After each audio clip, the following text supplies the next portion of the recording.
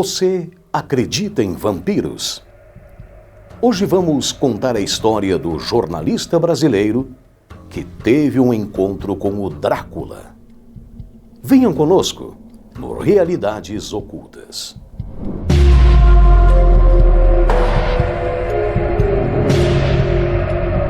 Walter Alvarenga vai passar férias na Pensilvânia, Estados Unidos, a convite de um casal de amigos norte-americanos que lhe cedeu um chalé em um condomínio fechado, de hideout, que traduzindo quer dizer o esconderijo. Eu estava em Nova York, eu estava fazendo um trabalho e tinha um espaço na agenda de uns 15, 16 dias, quando um casal de amigos lá de Nova York, a Mary Brown e o Christopher Brown, ela é arquiteta, ele é um jornalista de finanças, e eles estavam indo para Poconos, as montanhas de Poconos, que ali fica o condomínio de hideout, ou seja, na tradução seria esconderijo. E eu aceitei, eu tinha até outros projetos em Nova York, eu queria ir para teatro, ver alguma coisa de livro, mas eu acabei mudando essa rota.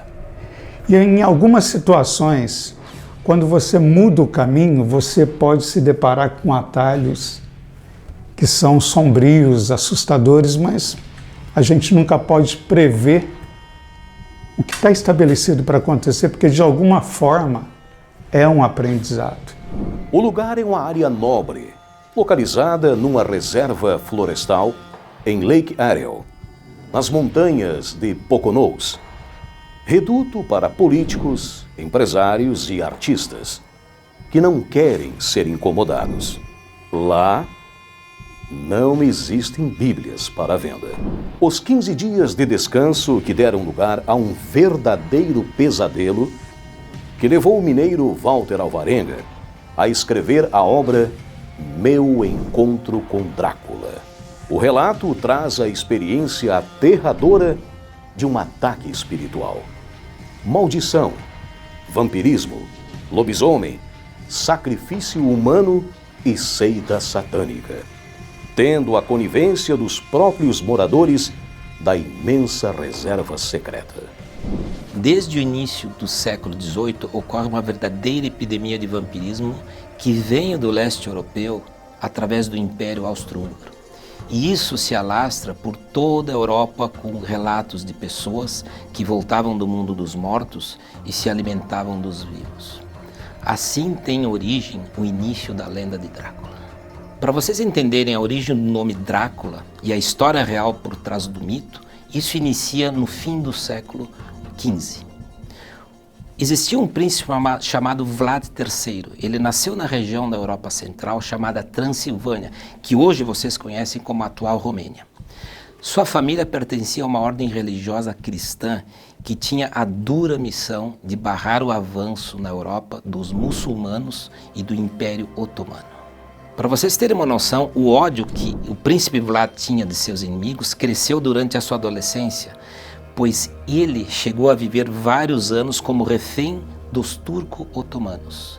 Nesse período no cativeiro, ele foi observando profundamente e aprendeu tudo sobre o comportamento e os costumes dos muçulmanos. E isso, pessoal, ele usaria lá adiante, num plano diabólico. Após a morte do pai de Vlad III, ele virou rei da Valáquia, que junto com a Transilvânia e a Moldávia forma a Romênia de hoje. Durante o seu reinado, Vlad usou o terror para rechaçar o avanço dos otomanos com frequência. Para vocês terem uma ideia, pessoal, ele mandava empalar através de uma estaca os rivais derrotados nas batalhas. Por isso, ele ganhou o nome de Vlad Tepes, é o empalador em romano. Para vocês terem uma ideia, pessoal, houve momentos na história, e isso são relatos escritos, onde Vlad Dracul mandou empalar os seus inimigos numa extensão de 3 quilômetros de comprimento por 1 quilômetro de largura. Então, antes dos otomanos invadirem seu império, eles eram obrigados a passar por esse corredor satânico e terrível.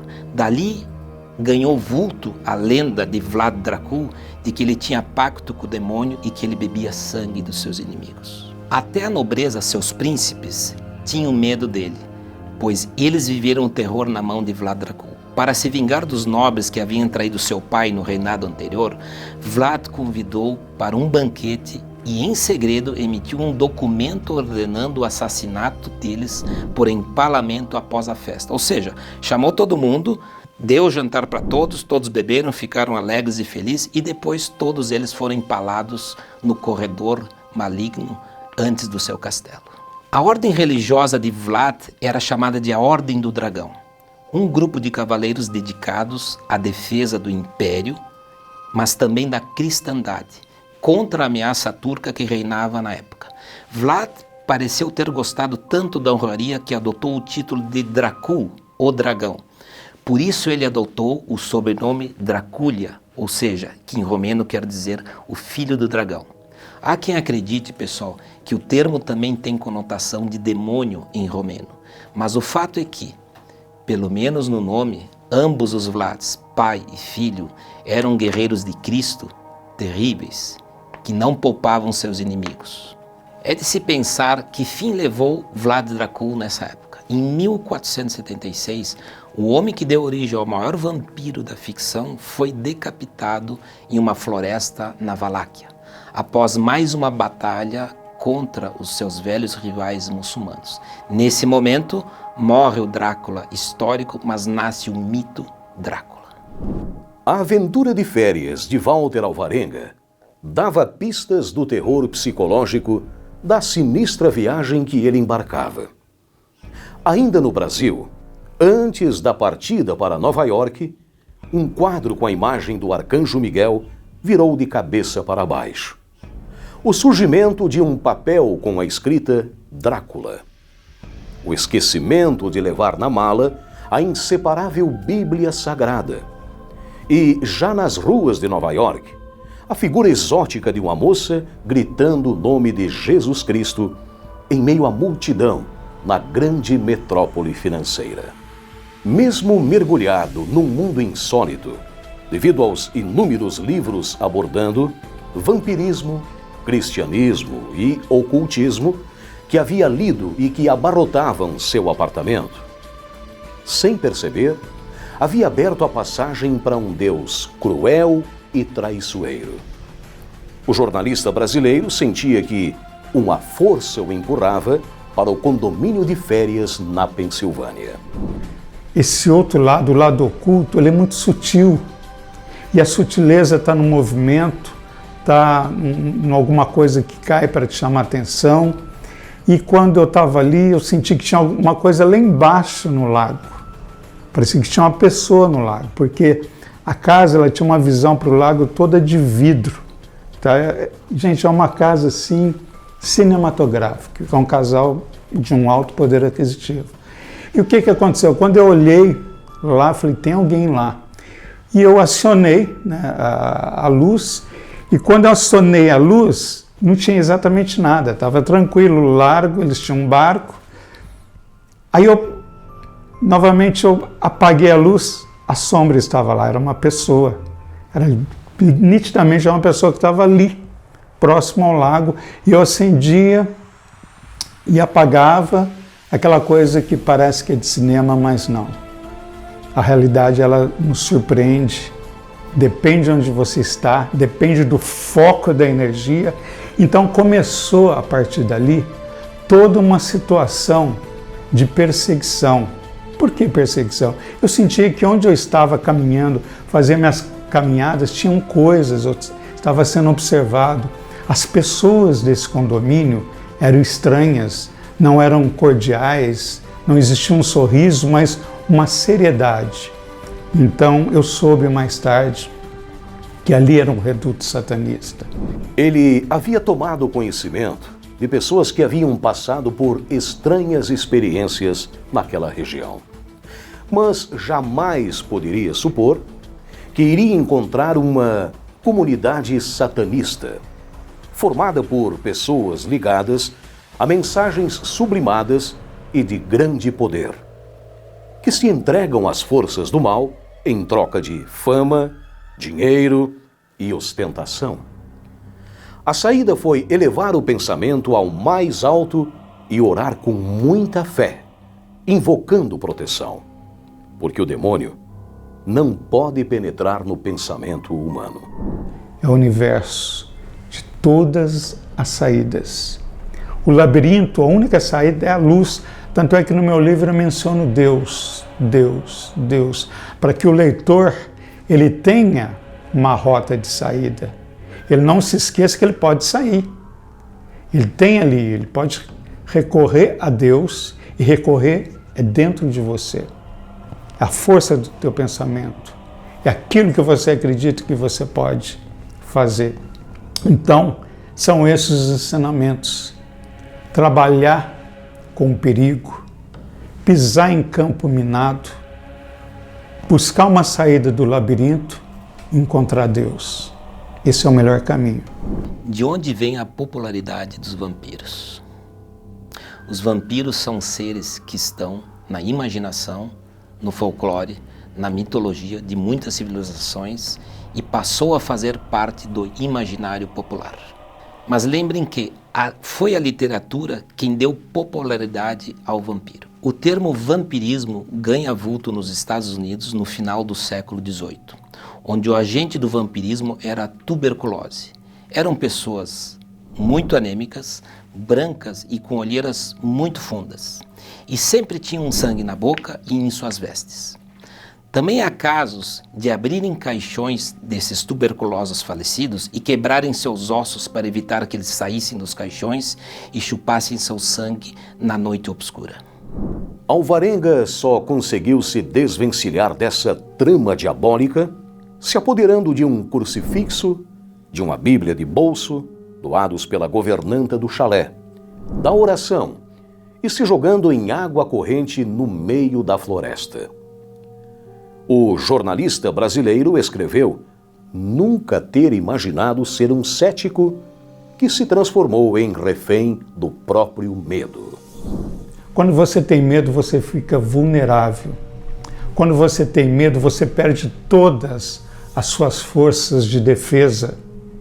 E um detalhe, não ataque se você não tem condições de se defender.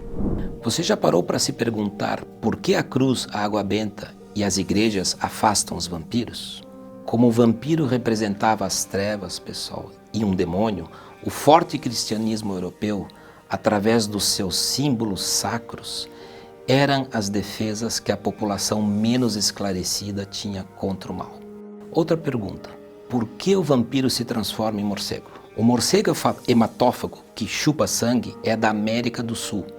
Ele não existe na Europa. Foi relacionado com o morcego, o Drácula, porque ele era um ser da noite. Outro questionamento que eu sempre faço, de onde vem o mito do vampiro alimentar-se de sangue? Desde os tempos das cavernas, os primeiros caçadores, ao abater um animal, o que acontecia era que ele sangrava e morria. Logo, o sangue é vida. A partir desse momento, o sangue ganha a conotação de o portador da vida. E Drácula, como um chupador de sangue, ele se alimenta do seu sangue para se manter vivo. Tendo todos esses questionamentos, um dos mais verossímeis, que eu acredito que vocês vão concordar, é que o Drácula e o vampiro só conseguem ter posse de você e prejudicá-lo se você o convidar para entrar na sua casa. Tanto é que nos antigos filmes, Drácula se apresentava, era o seu vizinho no castelo, se apresentava na sua cabana, batendo a porta, trazendo um presente ou um vinho, e ele pedia, posso entrar e me apresentar como seu vizinho? E esse era o grande erro, você permitia que o Drácula entrasse na sua casa.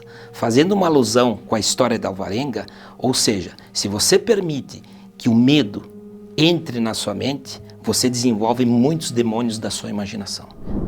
Um ser inteligente, causador de ataque psíquico ou espiritual, pode ter a forma que a mente humana projetar. Os seres malignos agem desde o momento em que sentimos medo. Quando nos tornamos vulneráveis. Foi assim que o vampiro Calef, o deus das trevas, se apresentou para Walter Alvarenga, dizendo que ele era o Drácula da imaginação dele, na sua transformação pela própria mente, através dos assuntos de vampirismo. Afirmou ser o senhor do sangue, porque o sangue é a fonte da vida. Além da literatura, o que impulsionou o tema vampiros foi o cinema. O nome e a história sanguinária de Vlad III inspiraram o escritor irlandês Bram Stoker a lançar em 1897 um certo livro chamado, creio que vocês conhecem, chamado Drácula, que virou filme, aliás, vários filmes. Cada escritor dá novas características ao vampiro e passa a fazer parte da cultura popular. Quando Hollywood entra em cena, houve a romantização do termo vampiro. E assim a literatura e o cinema usaram isso de maneira magistral. Ele morde, ele não respeita as regras, ele ganha poderes sobrenaturais, sedutores e sensuais.